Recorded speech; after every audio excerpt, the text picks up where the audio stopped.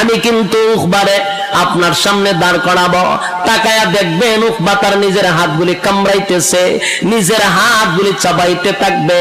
এ যুবক ভাই, রব্বে কারীম বলেন ওই উকবা সেদিন উকবার আফসোসের সীমা থাকবে না, আফসোসের সীমা থাকবে না। উকবা একটা কথা বলবে আর একটা আয়াত আল্লাহ নাযিল করে জানায়া দেয়, উকবার জবান দিয়ে সেই আয়াতগুলি বলতে থাকবে, ইয়া ওয়াইলাতা লাইতানি লাম আত্তাখিজ ফুলানান খালিলা। উকবা সেদিন ডাক দিয়ে বলবে, আফসোস আফসোস আমার আফসোস, হায় রে এমন একটা বন্ধু পাওয়ার পরে আমি বন্ধু হারাইলাম, লম্পট বন্ধুদের পেছনে পড়া আমি আসল বন্ধু হারাইলাম, চিরস্থায়ী জাহান্নামী হইলাম। আমি জান্নাতের টিকিট পাওয়ার পর আজকে বন্ধুর কারণে জাহান্নামী হয়ে গেলাম। আফসোস করতে থাকবে, আফসোস ইয়া ওয়াইলাতা লাইতানি লাম আত্তাখিজ ফুলানান খালিলা। অমুকের ছেলের বন্ধু না বানাইতাম, অমুকে বন্ধু না বানাইতাম, তোমকে বন্ধু না বানাইতাম, আজকে যদি আমি মুহাম্মদের বন্ধু বানাইতাম চিরস্থায়ী জান্নাতে থাকতাম, বন্ধুর পাল্লায় পড়িয়া চিরস্থায়ী জাহান্নামী হইলাম। আফসোস করতে থাকবে। বলুন তো দেখি সে আফসোসে কোনো কাজ হবে? কথা হয় না। এ যুবক ভাই, যেই কথা বলতেছিলাম, আয়াত নাযিল হইল ১৫০০ বছর আগে। ১৫০০ বছর আগে উকবারে কেন্দ্র করে আল্লাহ আয়াত নাযিল করছে, কিন্তু আয়াত কিন্তু ১৫০০ বছর পরে শেষ নাই। এই আয়াতের হুকুম থাকবে কিয়ামত পর্যন্ত। ফেরাউনের ইতিহাস যারা পড়ছেন দেখবেন, ফেরাউনের বন্ধু ছিল হামান। হামাইন্না কিন্তু ফেরাউনের বুদ্ধি দিয়া দিয়া খোদা পর্যন্ত বানাইছে। ফেরাউন্না কইছেন আমি যে খোদা হইতে চাই, আমারও তো মানুষে ফিডাইব। হামাইন্না কয় কোনো ফিডাফিডি নাই, তোরে খোদা বানানির দায়িত্ব আমার। কে কয়? বন্ধু কয় তোরে খোদা বানানোর দায়িত্ব আমার, শুধু কর্মসূচি এখন থেকে শুরু কর, প্ল্যান শুরু করে দেখ। তাহলে ফেরাউনকে ধ্বংস করছে বন্ধু হামান। আর রাসূলের যুগে আবু জাহেলের কিছু বন্ধু গ্রুপ ছিল, তারা বন্ধুর জীবন ধ্বংস করছে। উকবারে ডাক দিয়া কয়, উকবারে বন্ধুদের সাথে যেই পরিমাণ গাদ্দারি করছস, আজকের পর থেকে তোরে বয়কট করলাম রে, বয়কট করলাম। আর কোনদিন তোর সঙ্গে আমাদের চলাফেরা হবে না। নেতা ওই তিনি তোরে নেতা বানামো, বোতল খাইতেনি আর জীবনে বালা কইরা খাওয়ামো, ক্লাবও যাইতেনি তোরে যাওয়ামো। আজকের পর থেকে তোর সাথে আমাদের কোনো ওঠা বসা নাই, তোরে বয়কট করলাম। এখন উকবায় চিন্তা করলাম, সর্বনাশ, মুহাম্মাদের কালেমা পড়ার কারণে বন্ধুরা আমাকে ছেড়ে চলে যাবে, নেতাগিরি আমার চলে যাবে, আবু জাহিল্লা সেতা, আমার তো উপায় নাই। তাই উকবার সাথে সাথে একটা পোল্টি মারছে। পোল্টি বুঝেন না আপনারা? সাথে সাথে পোল্টি মারছে। ডাক দেয়া হয়, দুষ্ট দাঁড়া, আমার সাইরা যাবি না দুষ্ট রে। আমি কালেমা পড়ছি কথা ঠিক, কিন্তু এটা অরিজিনাল মুহাম্মাদের কালেমা পড়ছি না। জোরে কন্যা নাউযুবিল্লাহ। কি পরিমাণ পোল্টি মারছে। আমি কালেমা পড়ছি গো, কিন্তু আমি কালেমাটা আব্দুল্লাহর পুত্র মুহাম্মদের কালেমা পড়ি নাই। আবু বকর যেই কালেমা পড়ছে আমি সেই কালেমা পড়ি নাই। ওমর যেই কালেমা পড়ছে সেই কালেমা পড়ি নাই। এখন বন্ধুরা কয়, তুই কোন কালেমা পড়ছ? দুস্থ রে, আমি পলিটিক্সের কালেমা পড়ছি। হ্যাঁ, বলার মানুষ পলিটিক্স বুঝেননি আপনারা? আওয়াজ নাই কেন? আওয়াজ নাই, বক্তা শুধু আওয়াজ কেমনে দিতেন চিন্তা করতেছেন যদি হুজুরের দাম বাইরে জায়গা। হ্যাঁ, এরকম চিন্তা ভাবনা আছে আপনারা? একটু আওয়াজ দিলে কথা বলতে উৎসাহ, কারণ আমি তো আপনার ভাষা বুঝি কম। আপনারা আমার ভাষা বুঝেন কিনা আমি চিন্তার থাকি আওয়াজ না দিলে। আর আপনারা আওয়াজ পাননি, এটা তো একটু টেনশনে আছি। তাহলে একটু কথাও তখন আমি আমার বাসায় ওয়াজ করলে তো ওয়াজ হইতো না, খবর জিয়ারত হইব। মাশাআল্লাহ, যে সুন্দর ভাষা আমরা, সিলেটের ভাষা। আমি আপনারা বুঝেন ওই ভাষাই কিন্তু ইউজ করতেছি। এরপরে যদি না বুঝেন তাহলে তো কপাল খারাপ। বুঝেন যে এটা তো আমার বুঝাইতেইব, হ্যাঁ না মাধ্যমে আমার বুঝাইতেইব। একটু দিলের কান লাগায় শুনেন, বিশেষ করে যুবক, ইয়াং জেনারেশন, আজকে তোমাদের জন্য এই কথাগুলি খুব প্রয়োজন, বৃদ্ধদের জন্য না, শুধু আমাদের যুবক ভাইদের জন্য। কথাগুলি একটু দিলের কান লাগায় শুনেন। যা করছেন আজকের থেকে ব্রেক দিতে হবে। যার তার সঙ্গে বন্ধুত্ব হবে, যারে তারে বন্ধু বানানো যাবে। এ যুবক ভাই, উখবা ডাক দিয়ে কয়েক কালেমা পড়ি নাই, সাথে সাথে পল্টি মারছে। আমি কালেমা পড়ছি গো। কিসের কালেমা পড়ছ? আমি পলিটিক্সের কালেমা পড়ছি। সোডা পলিটিক্সের কালেমা কি? দুস্থ শোন ভালো করে, আব্দুল্লাহর পুত্র মুহাম্মদকে আমি দাওয়াত দিয়ে নিয়ে আমার বাড়িতে খাওয়াইছিলাম। খানার টেবিল থেকে দাঁড়ায় কয় খাইব না। কেন খাবে না? কয় সে বলতেছে আমি মূর্তি পূজারী, সে পয়গম্বর, মূর্তি পূজারীর ঘরে খানা খাবে না। দুস্থ তোরা ক এই মজলিস থেকে যদি আব্দুল্লাহর পুত্র মুহাম্মদ উঠে যায় রে, সমাজের মধ্যে আমি মুখ দেখাইতে পারবো না, সবাই আমার মুখে তুতু দিবে। তাই বাঁচার জন্য আব্দুল্লাহর পুত্র মুহাম্মদের কালেমা পড়ে ঈমান আনছিলাম। এটা আমার পলিটিক্সের কালেমা ছিল। নাউজুবিল্লাহ। কি পরিমাণ সিটার চিন্তা করেন, পল্টি লইছে। এ যুবক ভাই, উখবার বন্ধুগুলো ছিল ডেঞ্জারাস, মারাত্মক, এর থেকে আরো বেশি শিয়ানা। বন্ধুগুলা ডাক দেয়া হয়, দুস্থ রে, এত সহজে তোরে আমরা বিশ্বাস করতে পারি না, কারণ তুই বন্ধু মহলের সাথে বেঈমানি কইরা লাইছস, সুতরাং তোরে এত সহজে বিশ্বাস করা যায় না। আমরা জানি আব্দুল্লাহর পুত্র মুহাম্মদের কালেমা যে পড়ছে, কালেমা যে একবার পড়ছে জীবন চলে যেতে পারে, কিন্তু ঈমান ছাড়তে পারে না। এটাই এমন এক শক্তিশালী জিনিস, জীবন ছাইরা দেয় কিন্তু ঈমান ছাড়ে না। আবু জাহিল ডাক দেয়া কয়, দোস্ত শুন, আমি সুমাইয়ারে মারছি রে। সুমাইয়া একটা মহিলা, এর ঈমান এত শক্ত ছিল, জীবন দিয়া দিছে, ঈমান দিছে না। তোরে তো এখনো ফিডাই দিছি না, মায়ের দিছি না, তুই কালেমা ছাড়লে কেমনে? কথা বুঝতেছেন আমার? আমি সুমাইয়ারে মারছি, জীবন দিছে, ঈমান দিছে না। তোরে তো এখনো মায়ের দিছি না। তোরে যখন সাইজ করুন তখন তুই কালেমা ছাড়তে, তুই তো সাইজই করছি না, তোর তো ফিডা খালি শুরু করো। বন্ধুরা এর হুমকি দিতে তোরে ফিডায়, তোরে সাইজ কইরাম। এবার উখবা কয়, দুষ্ট শুন, সত্যিকারের কালেমা আমার ভিতরে ঢুকাই নাই। সত্যিকারের কালেমা যারা একবার ভিতরে ঢুকাইছে, জীবন চলে যেতে পারে, কালেমা ছাড়তে পারে না। জোরে কম সুবহান। এই যুবক ভাই, বক্তব্য কার? বেঈমানের বক্তব্য, তারা নিজেরাই স্বীকার করতেছে। আব্দুল্লাহ পুত্র মুহাম্মদের কালেমা যে একবার পড়ছে গো, সে কোনোদিন আর কালেমা ছাড়তে পারে না। আমি ছাড়ছি কারণ আমি তো পলিটিক্সের কালেমা পড়ছিলাম। এবার যুবক ভাই, আবু জাহিল এর মধ্যে হলো উমাইয়া, আরো আছে কয়েকটাই, তো সফিউল্লাহ জাহান্নামের সিল মেরে রাখছে। সবটি শয়তান গুলি এর বুদ্ধি দিছে, দুস্থ দাঁড়া, তুই যে ফল্টি বাজ আমরা কেমনে বুঝবো? তুই আবার ফল্টি দিতে না এমন তো কোনো গ্যারান্টি নাই। তুই যে অরিজিনাল কালেমা পড়ছত না ডুপ্লিকেট কালেমা পড়ছত আমরা এখনো কনফার্ম না। এটা কনফার্ম হওয়ার জন্য একটা কাজ করতে হবে। কি কাজ? তুই যদি আমাদের কথা শুই না, আমাদের কথা মতো কাজ করস, তাহলে বুঝতে পারবো তুই আমাদের দলে আছো, মুহাম্মদের দলে না। এই ইয়ং জেনারেশন যুবক ভাই, দিলের কান লাগায় শুনেন। বন্ধু কিন্তু পরামর্শ দিতেছে বন্ধুদেরকে, বন্ধুর দ্বারা কি কি ক্ষতি হয় একটু দিলের কান লাগায় শুনেন। বন্ধুর দ্বারা কি ক্ষতি হতে পারে? বন্ধু আপনাকে জাহান্নামে নিতে পারে, এটা বিশ্বাস করেন? কথা হয় না? যত সমাজ ধ্বংস কার জন্য? বন্ধুর জন্য। আপনারা এখানের মধ্যে সিগারেট খাননি? অনেকেই খান।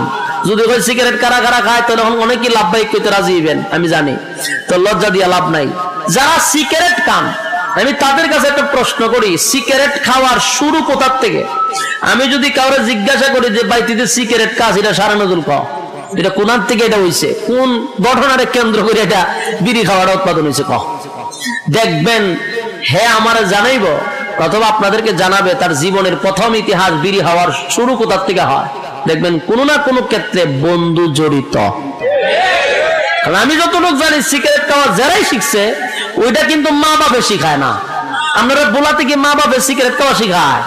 7 বছরের সময় কয় আব্বু একটু টান দাও বলে, অথবা মা শিখায় যে বাবা সকাল বিকাল 2টা টান দিয়ে শিখবা, আস্তে আস্তে শিখায়নি। তাহলে খেয়ে শিখায় স্কুলের স্যারেরা যে 10টার পর থেকে সিগারেট খাওয়ার প্রশিক্ষণ দেওয়া হবে, এমন কোন ক্লাস আছে বাংলাদেশ? তাহলে বোঝা গেল সিগারেট মা বাবা শিখায় না, সিগারেট খাওয়া উস্তাদরা শিখায় না, সিগারেটের একটা উস্তাদ আছে এগুলো বন্ধু। কথা হয় না, সিগারেটের উস্তাদই হলো বন্ধু। যারাই সিগারেট খায় আমি বুকে হাত দিয়ে বলতে পারবেন আপনারা যে এটার উস্তাদ বন্ধু। এই কাজটা অন্তত বন্ধু শিখায়। যদি আপনারা স্মরণ না থাকে তাহলে ধ্যানমগ্ন অবস্থায় কতক্ষণ বসে থাকবেন। শুরুটা কই থেকে হয়েছিল দেখুন, আপনার ধ্যানের ভিতরে শয়তানে ঢুকাই দিবে যে তোর বন্ধু। বলুন কে? মাশাআল্লাহ বন্ধুই কাজগুলা খুব সুন্দর করে করাইতে পারে। এরপরে যারা গাঞ্জা খায়, এরপরে এখন বাড়িছে কিতা নেশাগ্রস্ত যে সমস্ত পণ্যগুলা, যে ট্যাবলেট, এরপরে বাড়িছে এখন কিতা নামও চিনি না, ওই যে আপনার ডাইল হয় একটারে, এরপরে ডাইল একবার আমি পড়ছিলাম বেজালো। আমার কাছে একজন এসে দেখো ভাই এত এলাকার মধ্যে ডাইল ডাইল খায়, ডাইল খেলে কি দিচ্ছে? আমি তো ডাইল খাই। আমি তো আর এটা হাকিকত বুঝছি না। আমারও যখন গেছে আমি ডাইল তো আমিও খাই। আরে এই ডাইল না, আমি কোন ডাইল? বুটের ডাইল। বুটের ডাইলও খাই। বুটের ডাইল না, আমি মসুরি মসুরিও না। হ্যাঁ বেড়া এরপর আবার ডাইল কি আছে? মুগ ডাইল নেই, মুগ ডাইলও খাই। আমার জীবনে জানতাম না যে ডাইল যে একটা নেশাগ্রস্ত জিনিস। ওই দিন শুনছি আমার বাইরে এইটা না, এই ডাইল হইলো খাইলে পরে এটা নেশা। সর্বনাশ, চিতার মানুষের দ্বারা কোন যেত না যে ডাইল খাই। ডাইল খাই কথাটা কইলো ডর করে, ভয় লাগে। এখন বাড়িছে ডাইল। এই যতগুলা নেশাগ্রস্ত জিনিস আছে আমাদের যুবকরা এগুলা এখন খায়। লাইফ শেষ, দুনিয়া শেষ, পরকালও শেষ। এই নেশাগ্রস্ত জিনিসগুলা শিখায় বন্ধু। নেশা যারা শিখে বন্ধু শিখায়। এই বন্ধু আপনার জীবন শেষ করে দিল, দুনিয়ার জিন্দেগি পরকালের জিন্দেগি উভয় জিন্দেগির বরবাদ। বলুন বন্ধু একটা গুরুত্বপূর্ণ জায়গা। সেই জায়গাতে যদি আপনি অযোগ্যকে আপনার বন্ধু বানান, আপনার লাইফ ধ্বংস করে দিবে। তার সাথে বন্ধুত্ব করবেন না, সাবধান, খুব সাবধান, খুব সাবধান। বন্ধুত্ব সবার সাথে চলে না। সে আপনার ওজন বুঝবে না, আপনার মানুষের সামনে সে ফাতলা বানিয়ে দিবে, আপনার ইজ্জত সে নষ্ট করে ফেলবে।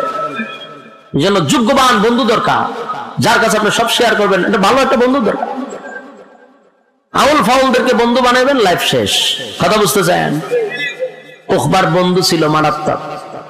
বন্ধুরা কয় তুই যে অরিজিনাল না ডুপ্লিকেট কেন বুঝুম? যদি আমরার কথা মানস তাহলে বুঝুম তুই আমরার দলে আসস, আর না মানলে তুই মোহাম্মদের দলে। উকবা তো শয়তান আগে তুই ছিল, সে খুব দুষ্ট ছিল। রাসূলের একবার নামাজরত অবস্থায় এই উকবাই কিন্তু রাসূলের এই শরীরের মধ্যে উটের নারী বুড়ি রাখছিল। উকবা আগের থেকে শয়তান, খুব মারাত্মক খারাপ ছিল। সে কয় দুষ্ট তোরা যা বলবি তা মানতে বাধ্য। দুস্তরা মিল্লা এরা পরামর্শ দিল, যেই জবান দিয়ে কালেমা পড়ছস এই জবান থেকে মুহাম্মদের সুন্দর চেহারার মধ্যে তুতু মারতে হবে। নাউজুবিল্লাহ। আপনারা নাউজুবিল্লাহর আওয়াজটা আন্তরিকতা নাই, নবীর প্রতি মহব্বত কম।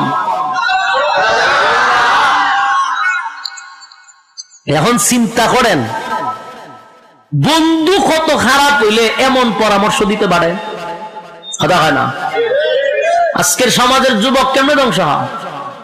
নাচ গানের জন্য বন্ধু বন্ধুরে নিয়ে যায়, রাতের রানীদের সাথে যারা দেখা করতে যায়, ক্লাবে নাচানাচি করে, বন্ধু বন্ধুরে নিয়ে যায়।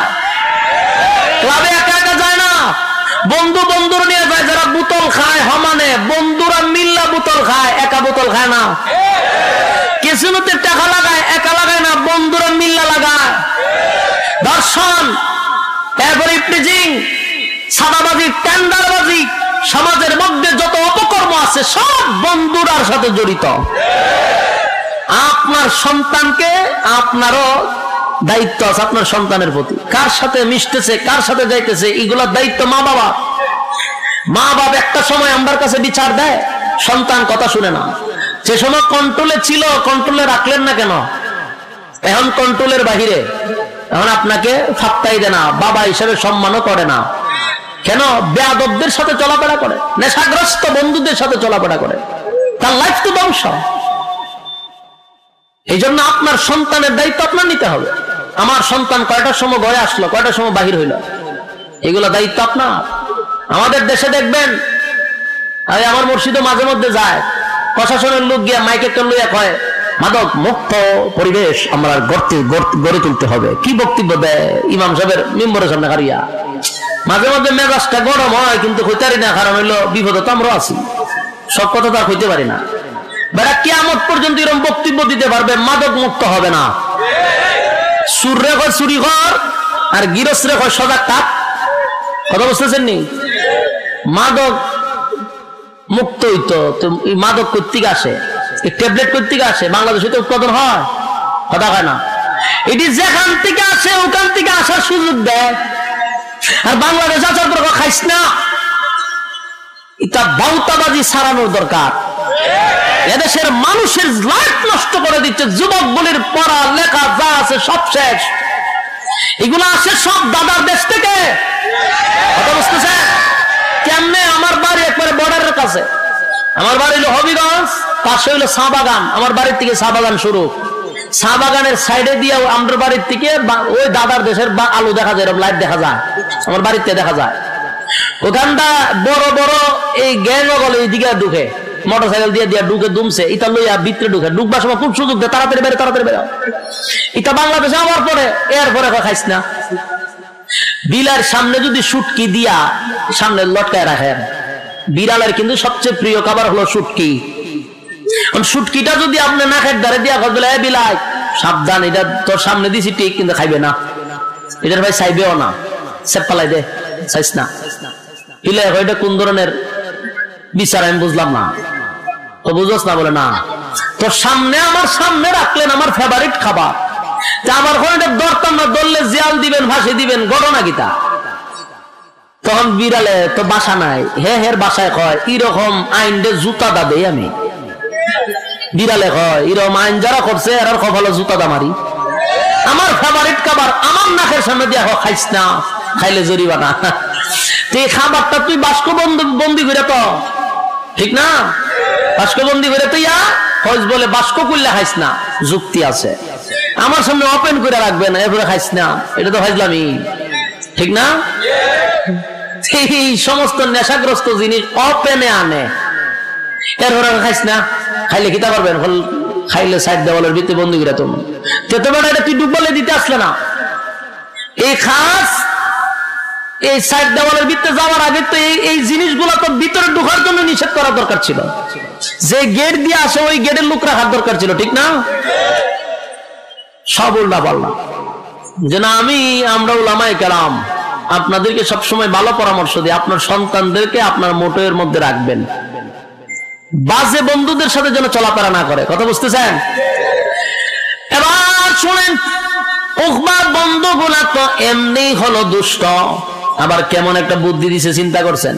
কই যেই জবান দা কালেমা পড়ছস, ঠিক ওই জবান দিয়া আব্দুল্লাহর পুত্র মুহাম্মদের সোনার চেহারার মধ্যে যদি তুতো মারতে পারস, নাউজুবিল্লাহ, তাহলে আমরা বুঝবো তুই আমাদের দলে আসস, আমরা খুশি হয়ে যাব।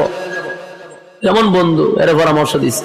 হ্যাঁ, কিন্তু এরকম চিন্তা ভাবনা করছিল না, কিন্তু যে বন্ধুর সাথে চলে, হয়তো দোস্ত আমি রাজি, নাউজুবিল্লাহ, হ্যাঁ আমি রাজি। কেন রাজি?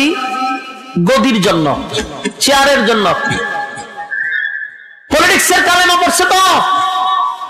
এই গদির জন্য মানুষ সব করতে পারে, সব উকবায় যারা করছে সব করতে পারে মানুষ। উকবায় আমি রাজি। 4-5 জন মিল্লা এরা রাসূলের কাছে গেছে, আল্লাহ রাসূল খানায় কাবার থেকে দূর থেকে এরা দেখছে এরা যে আসতেছে। রাসূলের ভিতরে তো মায়া মহব্বতের অভাব নাই, রাসূল একেবারে দরদ মাকা দিল নিয়া রাসূল উঠে দাঁড়াই গেছে, দাঁড়ায় আস্তে আস্তে এদের দিকে আরো আগায় যাইতেছে। আল্লাহর হাবিব মনে করছে গতকালকে কালেমা পড়াইছি, মনে হয় গো বন্ধুদেরকে লইয়া আজকে সবার সামনে কালেমা পড়বে। নবী ভাবছে একটা, তারা করতে আসছে আরেকটা। আল্লাহর হাবিব ভাবছিল, হায় রে নেতারে কালকে কালেমা পড়াইছি, আজকে নেতায় আরো 5 জন নেতা নিয়ে আসছে, এরা যদি কালেমা পড়ে গো ইসলামের শক্তি বেড়ে যাবে। কারণ নেতায় কালেমা পড়লে ইসলামের শক্তি বাড়ে। কারণ হযরত ওমর আল্লাহর কাছ থেকে নবী উমর রে ছায়া আনছে। সুবহানাল্লাহ। খলিফাতুল মুসলিমিন হযরত ওমর ইসলাম ধর্ম গ্রহণ করার পরে ইসলামের শক্তি বাড়ছে না কমছে? অনেক গুণে বেড়ে গেছে। ওমর ইসলাম ধর্ম গ্রহণ করার পরে প্রকাশ্যে নামাজের অনুমতি আসছে। সুবহান। হযরত ওমর বলেন, হাবিব আমি ওমর কালেমা পড়ছি গো, আর আজকে আপনি লুগাইয়া লুগাইয়া নামাজ পড়বেন, এটা তো হতে পারে না। আমি আপনারে ওয়াদা দিলাম আজকে থেকে আপনি প্রকাশ্যে নামাজ পড়বেন। আল্লাহর হাবিব আমারে অনুমতি দেন, আমি একটা বক্তৃতা দিব। হযরত ওমর তরবারি লইয়া জোরে জোরে বক্তব্য দিতে লাগলো। মক্কা নগরীর কুরাইশ বংশের লোকেরা এবং যত লোক আছে সবাইকে আমি সাবধান করে দিলাম, আমি ওমর ইসলাম ধর্ম গ্রহণ করছি, প্রকাশ্যে নামাজ হবে। পারো যদি কেউ বাধা দিতে, কার সন্তান এতিম করতে চাস আমার তরবারির কাছে আয়, কার বিবিকে বিধবা বানাইতে চাস আমার তরবারির কাছে আয়। এবার আবু জাইল্লা ঘর থেকে কয়, সব বানাচ্ছে এত বড় বক্তব্য কে দেয় আমার এলাকায়? আবু জাইল্লা ঘর থেকে বাইরে গিয়া দেহে উমর বক্তব্য দেয়। উমর রে দেখে আবু জাইল্লা পিছন দিকে না চাই একটা দৌড়দা করে গেছে। আপনার দেশ কুত্তা কুত্তায় কুত্তায় খাদ্য লাগতে দেখছেন নি? কুকুর আর কুকুরে দেখছেন? দেখার মধ্যে খালি দেখলে তোরা কিছু শিখেন। কুত্তায় যখন খাদ্য লাগে, যার সাথে ঝগড়াটা লাগতে চায়, যেটা একটু সবল স্বাস্থ্যবালা বডিবালা, এটার সাথে যখন ঝগড়া লাগতে যায়, যেটা দুর্বল, এটা যখন দেখে এটার শরীর মোটা সোটা দলে খাইয়া লইব, তখন হেন মতো কিভাবে হয় জানেননি? যখন দেখবেন দুর্বল কুকুরটা আস্তে করে লেঙ্গুরটা তার 2 ভাবের নিচে তা ঢুকায়। দেখছেন কিনা জানি না, আমি নিজে দেখছি। 2টা পায়ের নিচে দিয়ে লেঙ্গুরটা ঢুকাই দেয়, ঢুকাইয়া এভাবে খাইতে হয়, খাইতে ব্যাগ ব্যাগ করতে বিজলি দেয়, বিজলি দিয়ে আস্তে আস্তে আস্তে করে আপনি একটা দৌড় মারে। ঠিক নেই? এর দ্বারা বোঝা যায় বাবা তোর শরীর মরিল দেখে বুঝা লাইছি যে দললে আমার ছাড়তে না। তাই আগের থেকে লেজটারে পায়ের নিচে নিয়া এরপরে দেখা হইয়া একটা দৌড় দেয়। ঠিক তেমনি ভাবে আবু জাহেল উমরের দিকে একবারে লেজ গুটাইয়া দৌড় দিয়া ঘরের ভিতরে গেছে। সব বোনা উমরের দিকে খুব ডরাইছে। উমরের মেজাজ ছিল গরম। ইসলামের অনেক উপকার হয়েছে উমর আসার পরে। খলিফাতুল মুসলিমিন হযরত উমরের শয়তানে ভয় পাইতো, এমন মেজাজ গরম ছিল। আর এই মেজাজটা আল্লাহর কাছে পছন্দ ছিল। সুবহানাল্লাহ। উমরকে বলা হয় মেজাজে ওহী, যার মর্জি মিজাজ মতো আল্লাহ কোরআনের বহু জায়গায় আয়াত নাজিল করছে। সুবহানাল্লাহ। উমরের মেজাজ গরম ছিল। একবার রাসূল এক সাপরিয়ারে কইতেছে তোর গাটি কিতা, এক ওইটার ভিতরে সাপ আছে। রাসূল কই দেখি, এবার দেখাইতাম না। দেখাস না, এখন আর দেখাবো না। রাসূলটা না করে দেখাইতো না। রাসূল 2 বার কইছে, হে রাসূলের হাতটাই দেয় না। আল্লাহ রাসূল সব বনা যদি আমার দেখা হই না তো দেখায় না, সে রাসূল চলে যাবে। রাসূল চলে যাবে, হঠাৎ করে রাসূল তাকায়া দেখে হের নিচে দিয়ে তাকায়া দেখে প্রস্রাব করতেছে দাঁড়াইয়া, আবার দেহ শরীর কাঁপতেছে, চোখ 2টা পড়ে গেছে। রাসূল কই ইন্না লিল্লাহ, আমি তো তোমার কোনো কষ্ট দিছি না, আমি তোমার কি ধমক দিছি? আমার দ্বারা কি কোনো কষ্ট পাইছো? তখন দেখে খালি কাঁপে আর মুতে, আবার চোখ 2টা বড় বড়। রাসূল কয় আমি কি কষ্ট দিলাম? তারা তো কোনো ধমক দিলাম না, এইভাবে এরকম অবস্থা কেন হইলো? রাসূল হঠাৎ করে পিছে তাকায়া দেখে উমর খাড়া হইছে। খলিফাতুল মুসলিমিন উমর যে খাড়া হইছে, তরবারি একবার ঢুকায় একবার বের করে। এই দৃশ্য দেখতে জাগাত মুতে দিছে এবং কাঁপা শুরু করছে। রাসূল কয় সর্বনাশ, এই কারণে তুই কই হেরি অবস্থা কেটে? উমর রে হয় তোমার চোখ লামাও, তোমার এই চোখ দিকে হেতে জাগাত মুতে দিছে। খলিফাতুল মুসলিমিন উমর রে দেখলে ডরাইতো, ভয় শয়তানে পর্যন্ত ভয় পাইতো। শয়তান উমর যে রাস্তা দিয়া যাইতো, শয়তান ভুলই রাস্তাতে যাইতো না। চিন্তা করেন উমরের কেমন গরম মেজাজ। উমর কালেমা পড়ছে, আল্লাহর কাছ থেকে উমর ছায়া আনছে। নেতায় কালেমা পড়ার কারণে ইসলামের উপকার হয়েছে নি? ওই কারণে রাসূল ভাবলো উকবা তো একটা নেতা, সাথে কতগুলো আছে, আবু জাহেল একটা নেতা, আবু লাহাব নেতা, এরপরে আরো আছে উমাইয়া, এগুলো সব তো নেতা। তিনি যদি আমার ইসলামের পক্ষে চলে আসে তো আমার আর কোনো সমস্যা নাই। রাসূল দিল মাথা দরদ লইয়া রাসূল উঠতে এদের দিকে আগানো শুরু করছে, যে এরা আমি একটু সম্মান দিয়ে আর আনি। সুবহানাল্লাহ। আল্লাহর হাবিব দিল মাথা দরদ লইয়া সামনের দিকে আগাইতেছিল, আর ওই বেঈমানের বাচ্চাগুলি দুশমনি লইয়া নবীর দিকে আগাইতেছিল। নবী যায় রে মহব্বত লইয়া, তারা আসে দুশমনি লইয়া। নবী যায় মহব্বত লইয়া, তারা আসে দুশমনি লইয়া। আল্লাহর হাবিব মুস্কি মুস্কি হেসে সামনের দিকে যায়। হায় রে, গতকালকে কালেমা পড়াইছিলাম, আর আজকে মনে হয় গো বন্ধুদেরকে লইয়া আসছে প্রকাশ্যে কালেমা পড়বে। আল্লাহর হাবিব খুশি হইয়া নবী আমার দৌড়াইয়া সামনের দিকে যায়, কিন্তু উকবার সামনের দিকে আসতেছে দুশমনি লইয়া। ঠিক এরই মাঝখানে উকবা তুতু দেওয়ার আগেই নবীর চেহারা মুবারকের দিকে যখন তাকাইছে, উকবার ভিতরে একটা মসুর মারছে, এত সুন্দর চেহারার মধ্যে কেমনে গো আমি তুতু মারি।